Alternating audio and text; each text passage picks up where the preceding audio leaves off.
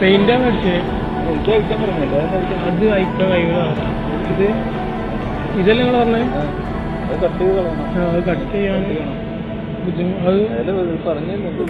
ഞാൻ പെയിന്റ് അടിക്കാൻ കഴിഞ്ഞോളൂ. ചിലപ്പോൾ ഒരു കാര്യം ഈ കല്ല് നിൽക്കണ ഈ ഭാഗവും ഈ താഴോട്ട് അത് പറഞ്ഞില്ല, അത് ഞാൻ അയക്കാം. ഇത് കട്ട് ചെയ്യാൻ കഴിയുന്നു. ഇത് കട്ട് ചെയ്താൽ പിന്നെ ഒരു കാര്യം മൊത്തം കട്ട്